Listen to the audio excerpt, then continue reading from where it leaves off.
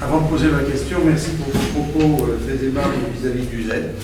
Pour commencer. Vis-à-vis du Z, pour qui j'ai beaucoup travaillé. Du Z, oui. Voilà. Bref. Ben, le Z est un ami, on a partagé le même bureau pendant des années, c'est un confrère.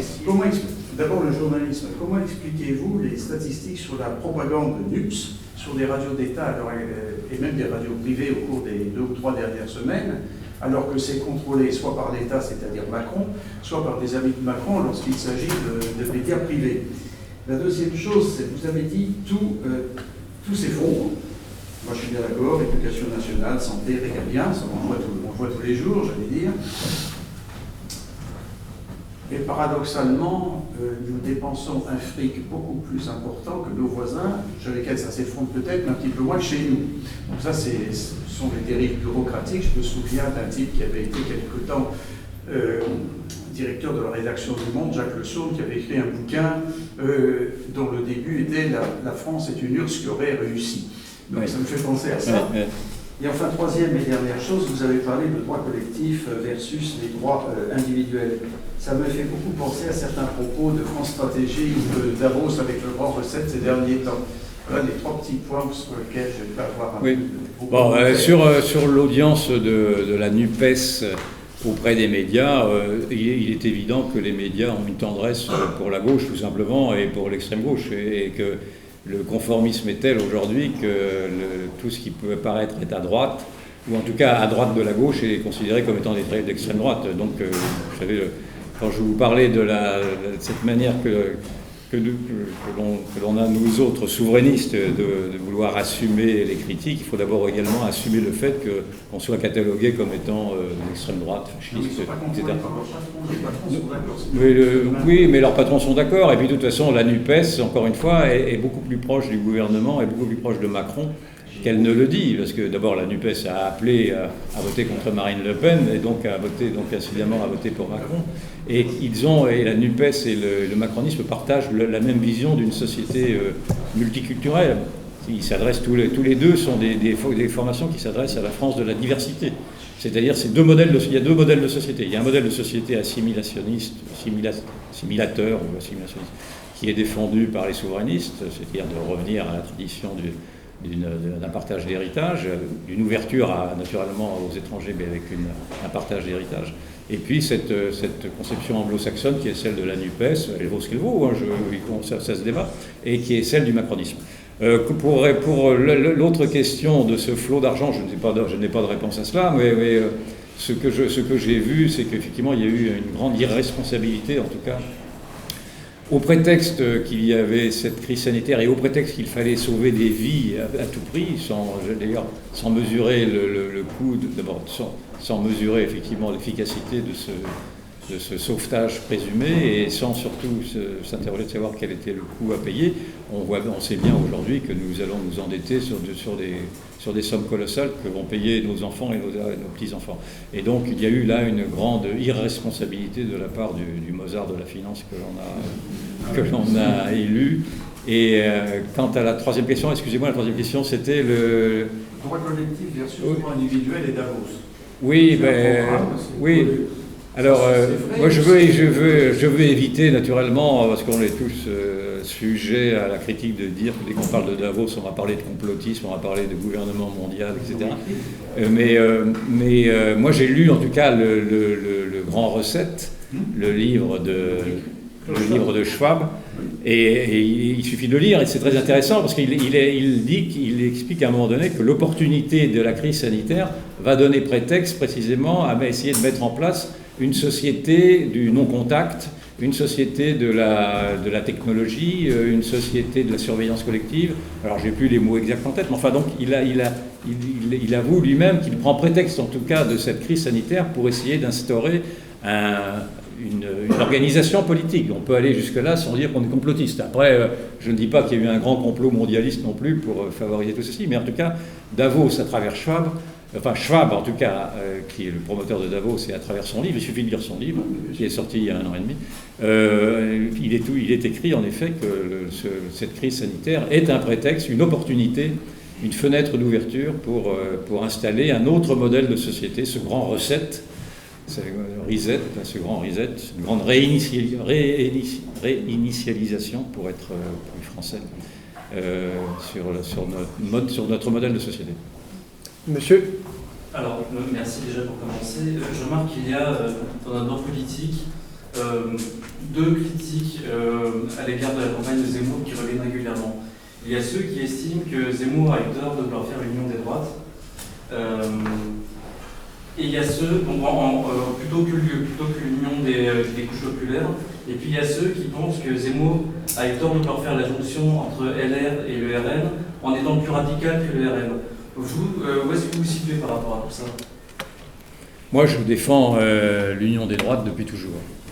Et dans cela, j'ai trouvé que Zemmour avait eu raison de poser le problème en ces termes.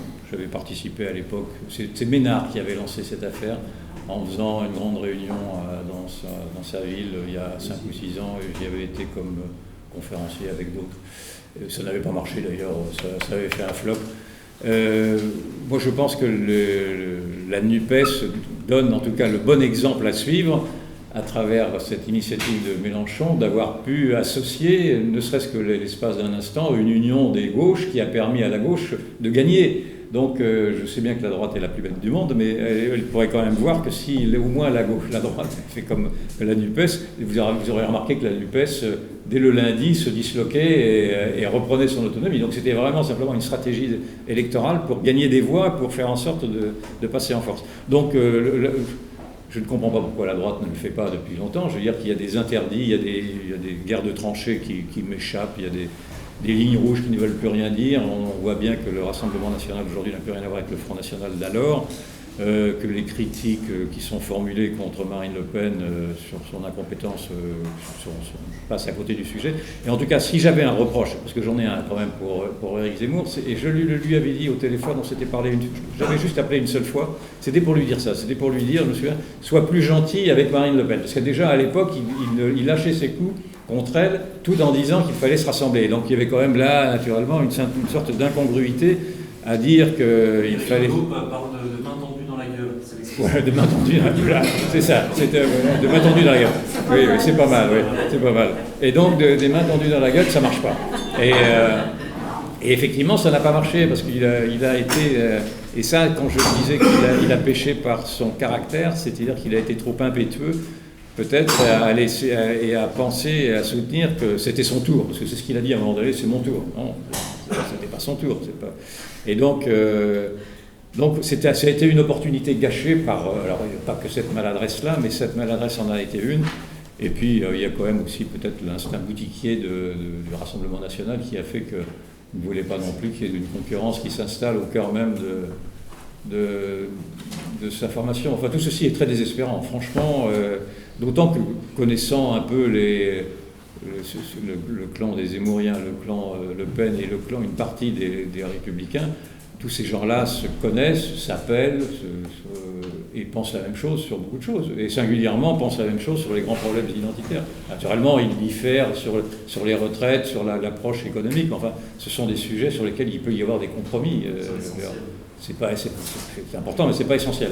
Je pense que sur l'essentiel, ils pensent vraiment la même chose, et c'est un énorme gâchis, et c'est en cela que la droite la plus bête du monde, telle qu'elle avait été définie par Guy Mollet, que vous avez dans les années 50, reste ce qu'elle est.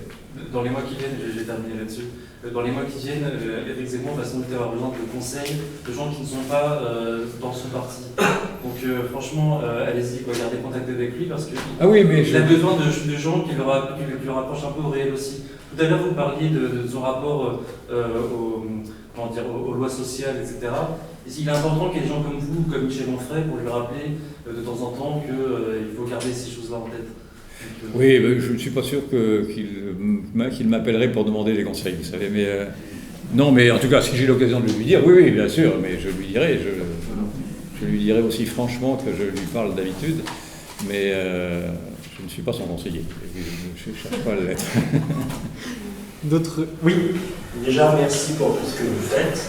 Ma question, c'est est-ce qu'avec le résultat plutôt encourageant des législatives et le réveil des somnambules, c'est-à-dire de gens qui sont de plus en plus nombreux à se rendre compte qu'ils se sont fait avoir avec le Macron et tout.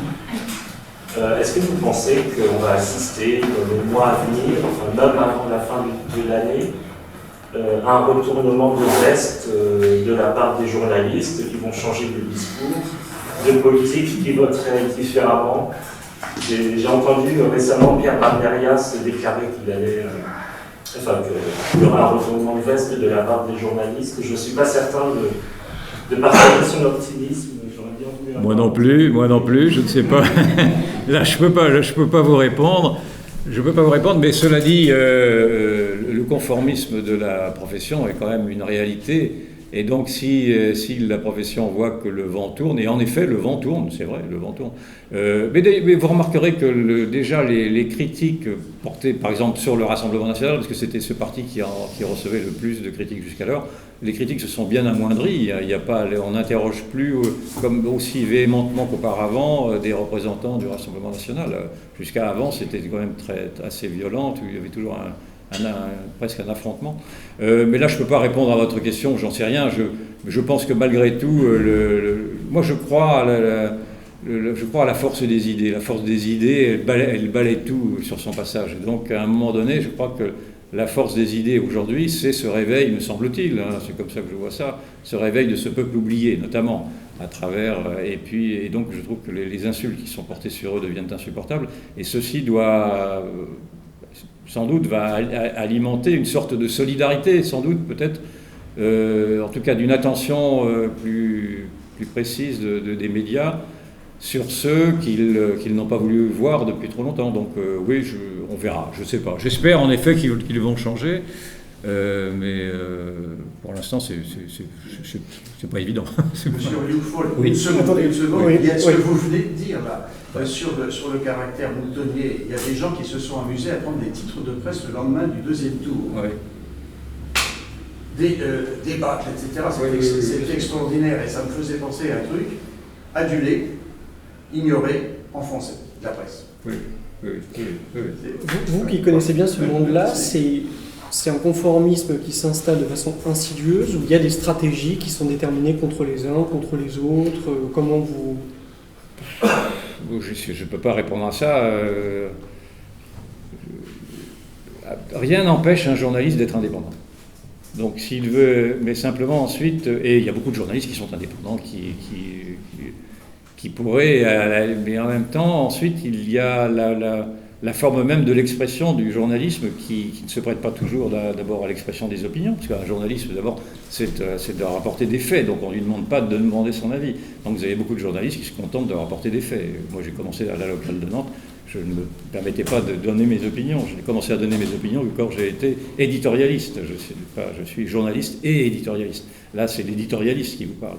Donc le journaliste, d'abord lui-même, il regarde et simplement il observe. Simplement, ce qu'on pourrait lui demander, c'est d'observer les faits d'une manière qui soit relativement objective. Et là, ça devient plus compliqué, parce que parfois vous avez des biais pour approcher les faits. Et puis ensuite, vous avez toute cette... c'est une profession qui s'est quand même assez appauvrie, donc qui ne récolte pas toujours le meilleur aujourd'hui de ce qu'elle pourrait recevoir. Et donc vous avez parfois une sorte de paresse intellectuelle qui s'est installée aussi. Il y a ça, il y a le suivisme, il y a la trouille, il y a également ce confort intellectuel qui apparaît très souvent dans la profession, qui est d'écrire, non pas tellement pour les lecteurs, mais pour les confrères. C'est-à-dire, il y a avec Coco, c'était bon ton papier, là, c'est bien. Sauf que c'est un papier qui n'est pas lu, ou qui ne dit rien à des lecteurs qui sont... Voilà, et donc il y a tout ça à la fois. Mais je voudrais pas cracher dans la soupe, parce qu'en même temps, c'est une profession formidable. J'ai plein de confrères qui sont très courageux. Et moi, j'ai eu la chance, et c'est en cela aussi, c'est pour ça que je ne veux pas non plus trop cogner sur la profession, même si elle a beaucoup de défauts. Moi, j'ai eu la chance d'avoir une liberté totale à travers ce bloc-notes que l'on m'a donné il y a 20 ans. Quand on m'a donné ce bloc-notes, c'était Yves de Chaise-Martin, qui était le patron de Figaro à l'époque, qui m'a fait venir dans son bureau. Je n'étais pas du tout candidat pour le bloc-notes, ça ne m'était même pas venu à l'idée. Et il m'a dit, je vous le propose à deux conditions, vous restez qui vous êtes et vous êtes dégagé de la ligne éditoriale. Donc c'est formidable. Donc j'ai été et cette promesse a été tenue jusqu'alors. C'est-à-dire que on m'a donné une liberté totale de ton, mais simplement la liberté totale de ton dans les journaux aujourd'hui. Enfin, à cette place éditoriale, elle n'est pas aussi usitée que ça. Il n'y a pas beaucoup, je ne sais même pas s'il y a des confrères qui ont une telle liberté hebdomadaire de dire ce qu'ils veulent, parce que je peux vous assurer que pas une seule fois, si une fois, pour un motif un peu anodin, une seule fois j'ai été retoqué dans un éditorial pour une phrase, mais sinon même pas une virgule n'a jamais été changée en 20 ans. Donc j'ai eu, il faut reconnaître au Figaro ce cadeau qui m'a été fait d'abord de me faire confiance et de prendre des positions souvent d'ailleurs qui devaient déranger le Figaro lui-même, et puis là d'attaquer Macron très ouvertement sans qu'on m'ait jamais dit de me calmer. D'autres, monsieur? Oui, je vais demander si vous pensez, j'ai cru comprendre que vous parliez d'un réveil démocratique, mais il n'y a pas vraiment de réveil démocratique compte tenu du fait que c'est une opposition contrôlée, puisqu'il y a trois partis entre guillemets populistes, dans le sens où c'est le discours du chef qui prime, et par ailleurs, c'est pas applicable dans le cadre de l'Union européenne. Donc ces trois partis, c'est une opposition factice. Et d'ailleurs, je crois que c'était un analyste politique qui l'a dit. Et est-ce que vous dites que vous avez une grande liberté, mais est-ce que vous ne pensez pas qu'il y a une forme d'autocensure dans la presse? Moi, j'avais posé cette question aussi à un journaliste qui s'appelle Dominique Jamet. Il ne m'a pas répondu vraiment. Sur des sujets comme par exemple l'OTAN, l'Union européenne, et des sujets comme ça, parce que c'est quand même des sujets qui ne sont jamais abordés avec des débats contradictoires. Par exemple, on voit les émissions à la télé sur l'Europe, c'est toujours, il y a un bloc de gens et il n'y a aucun souverainiste qui peut y participer. Donc, est-ce que vous ne croyez pas qu'il y a une autocensure, compte tenu du fait que tout ça se tient parce que les groupes médiatiques appartiennent à des groupes qui ont d'armement, qui font de la publicité, ça marche avec l'OTAN, c'est tout ce barnum global qui a été dit. Oui, il ne faut pas exagérer le poids du patron, le poids capitalistique dans la ligne éditoriale. Ce n'est pas vrai, ça ne marche pas comme ça. Les journalistes sont vraiment très indépendants et il n'y a pas une ligne éditoriale. Mais simplement, vous avez raison, il y a quand même des autocensures, bien sûr. Et puis, et ne serait-ce que quand vous travaillez au Figaro, vous n'allez pas descendre d'assaut en disant que ces avions ne marchent pas. Donc ça, déjà, il faut être là, vous avez une autocensure. Mais ça, une fois qu'on a compris ça, on peut quand même aborder tous les autres sujets. Mais là où vous avez raison sur la crise de la démocratie, c'est que certes, je me suis réjoui de voir qu'une partie d'un électorat revient en force au Parlement alors qu'il en était exclu, mais le vrai parti majoritaire en France reste quand même celui des abstentionnistes. C'est celui-là qu'il ne faut pas oublier. Il y a 54% d'abstention, et en plus, à ceci, il faut rajouter les non-inscrits. Je lisais dans la revue de Michel Onfray, de ce qui vient de sortir, il y a un papier qui rappelle que dans les non-inscrits ou les mal-inscrits, il y a 10 millions de personnes. 10 millions. Donc c'est 10 millions de personnes qui se rajoutent aux... Combien il y a eu de millions d'abstentionnistes? Je ne sais pas, 20 millions combien? Ouais, 54%. Oui, ça, les 54%, donc ça fait 20, je ne sais plus, 20 millions, enfin, j'ai plus le chiffre en tête. Donc il y a une France, la France majoritaire ne joue plus le jeu démocratique. Et ceux qui sont élus, si on leur apporte au socle électoral, ce sont des socles extrêmement fragiles. Le président de la République a un socle de 25% à peu près, si on comptait tous les suffrages, enfin tous les inscrits.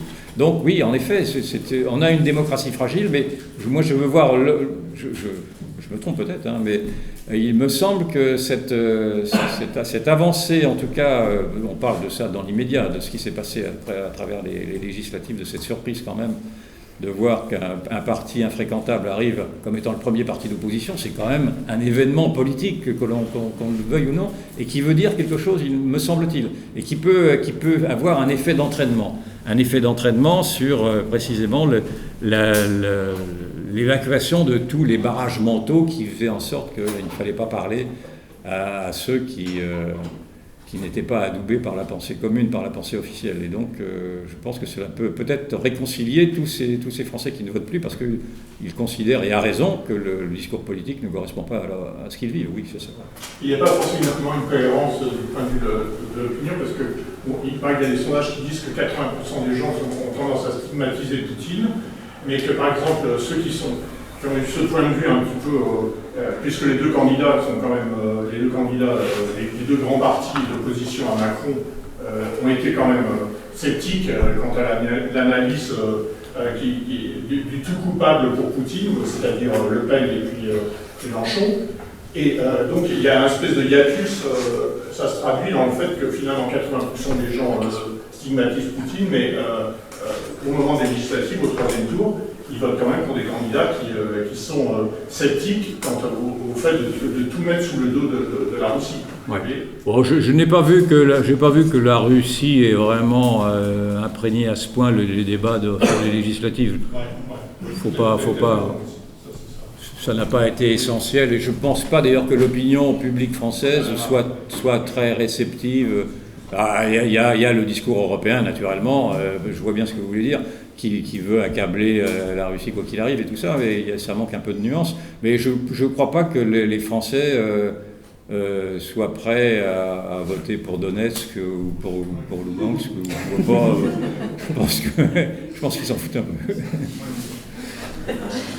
Oui. Oui, je me demandais, alors merci beaucoup pour votre intervention passionnante.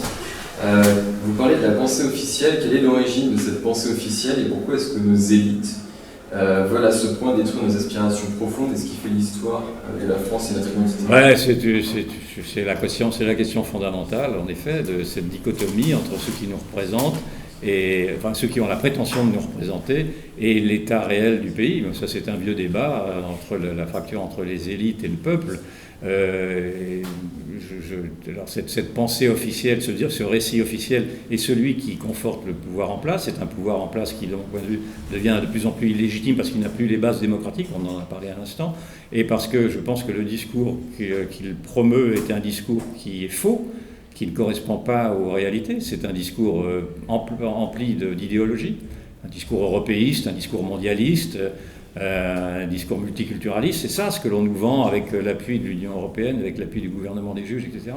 Donc c'est une construction intellectuelle. C'est une construction intellectuelle qui est répercutée par la Macronie, qui est en fait un peu le perroquet de cette idéologie dominante, qu'on peut appeler mondialiste pour aller vite, si vous voulez, et pour se faire comprendre, celle des déracinés, pour reprendre. Eh bien, on voit bien que ce discours-là ne correspond pas, en tout cas, correspond à une partie, naturellement, il y a un électorat qui s'en connaît là-dedans, tout l'électorat Beauvau, où j'habite, c'est stupéfiant de voir que tout l'est de Paris, qui vit quand même dans des appartements à 2000 balles de loyer par mois, où il y a 15 000 francs le mètre carré, ont tous voté Mélenchon. Donc on voit bien que ce peuple-là n'est pas le peuple, ce sont des bobos, et qui se reconnaissent dans ce mondialisme.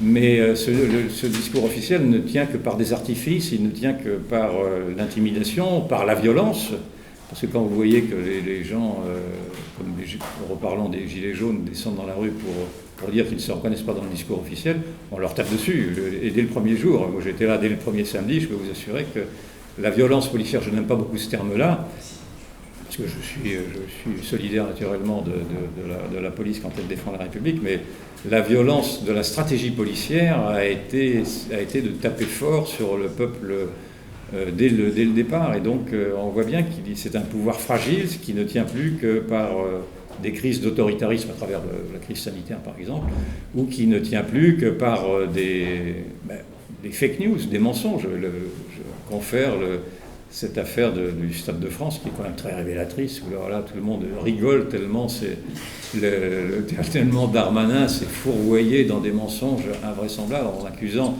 les victimes d'être en accusant les Britanniques qui ont été victimes d'être les coupables, pour ne pas stigmatiser, pour ne pas dire que la société diversitaire de la Seine-Saint-Denis, enfin une partie d'entre elles, les jeunes voyous en tout cas, ceux-là, était la cause de ces effroyables de violences. Donc là, on a bien vu quel était le mécanisme du déni.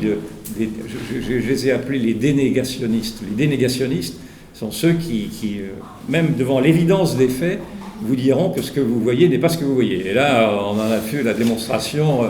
Là, c'était éclatant, et il n'y avait même pas besoin de trop parler pour montrer qu'ils s'enfermaient dans leur mensonge. Mais s'enfermer dans un mensonge à ce point-là, avec une telle autorité, c'est qu'ils en ont pris l'habitude. C'est-à-dire que pour eux, c'est une sorte d'attitude normale que de se défendre à travers donc des discours, ce que j'appelle le discours dominant, qui est un récit qui ne correspond pas aux faits, tout simplement pas aux faits. Donc, encore une fois, là, cette révolution des œillères, ce concept que je propose, est une révolution qui va balayer tous ces artifices, toute cette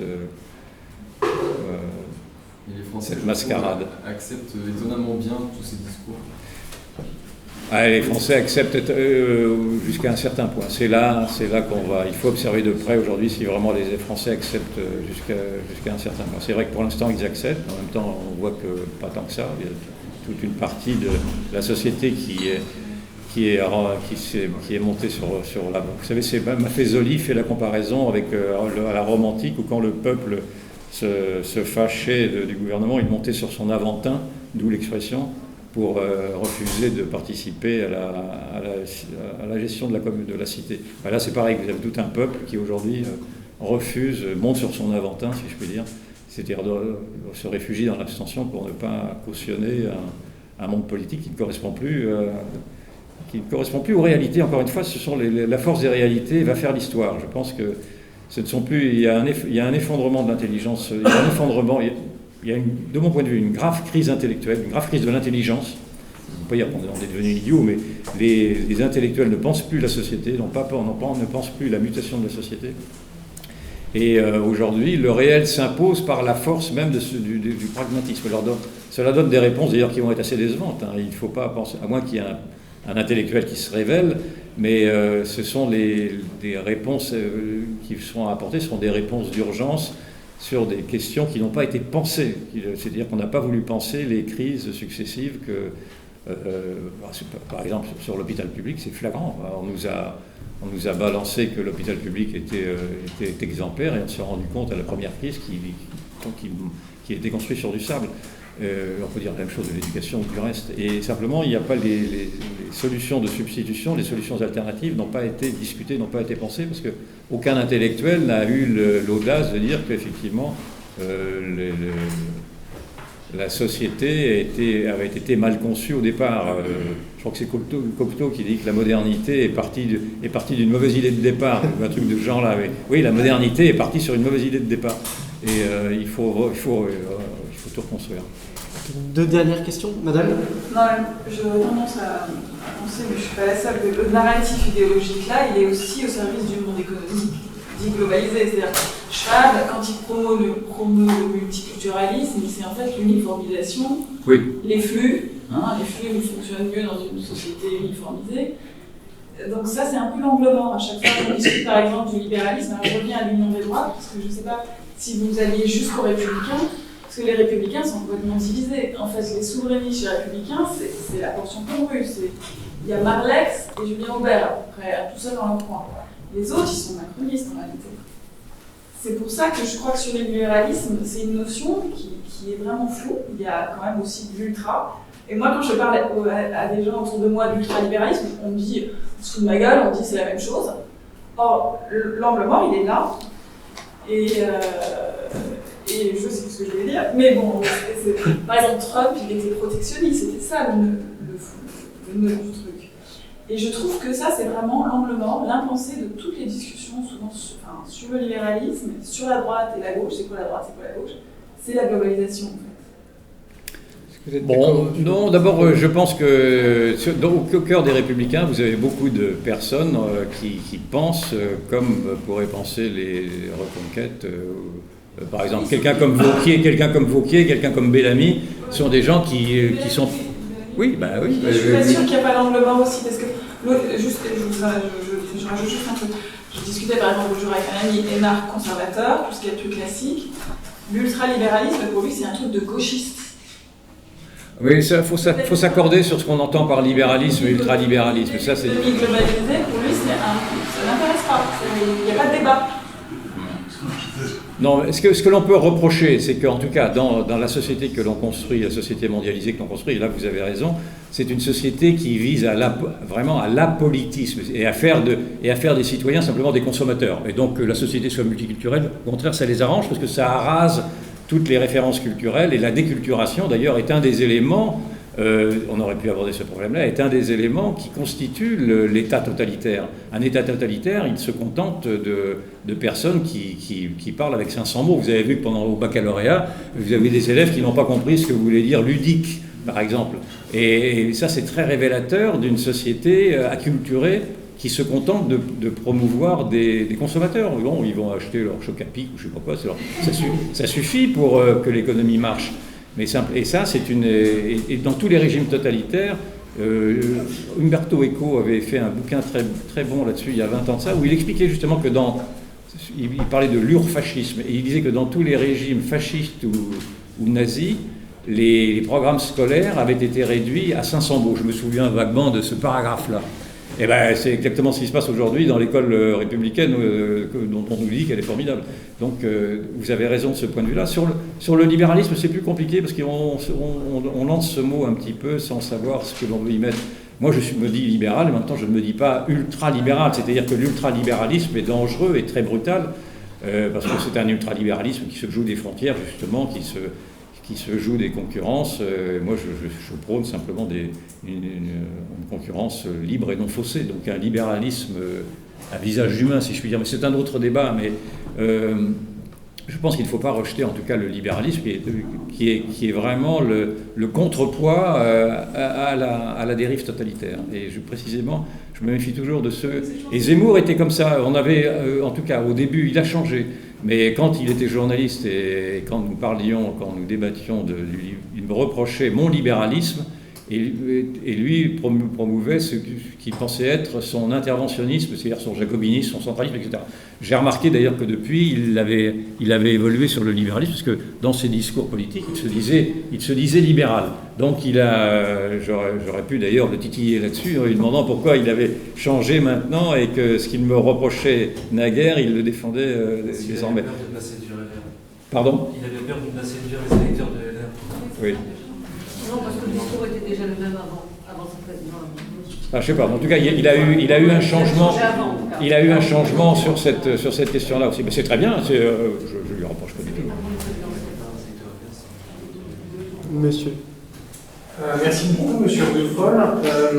Compte tenu de votre expérience, est-ce que vous pensez qu'on a affaire avec le monde politique actuel, soit à des incompétents, soit à des cyniques, soit à des trabus, d'une part, et d'autre part, compte tenu de l'actualité de l'apocalypse qu'on va subir dans les prochaines semaines et les prochains mois, est-ce que vous sentez, personne n'est devin et prophète, oui.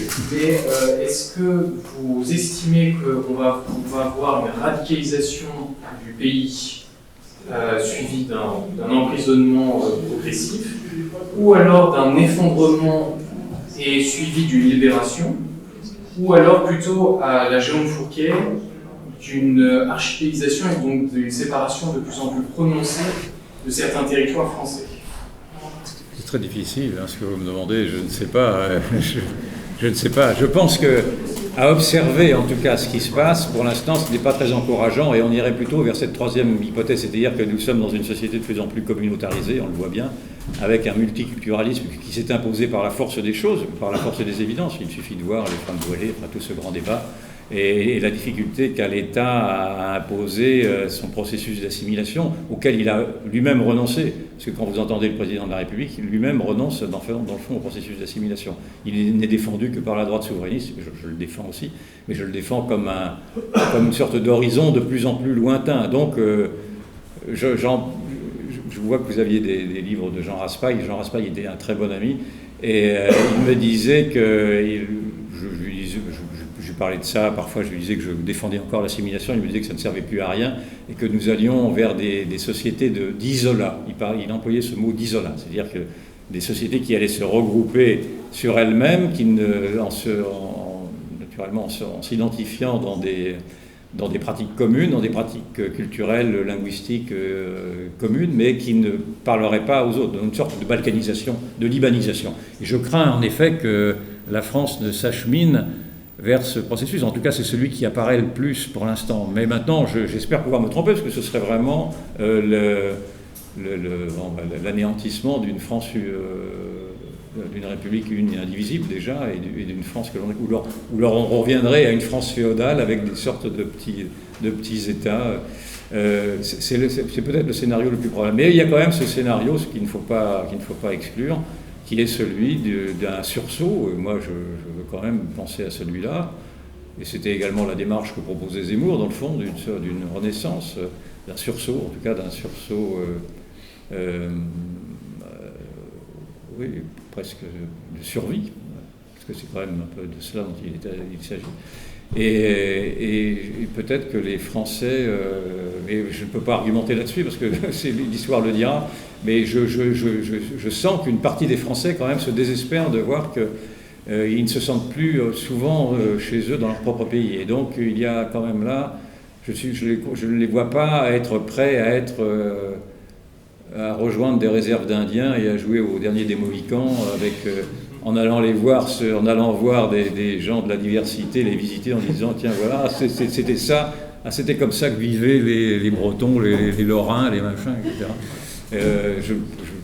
J'espère que ce ne sera pas cela. Enfin, ça peut être ça. Ça peut effectivement être ça si on ne se bat pas. Mais pour ça, il faut se battre et bien comprendre que nous sommes devenus terriblement vulnérables par la force de la subversion des idéologies de la déconstruction. On n'a pas parlé de ça, mais enfin, c'est quand même...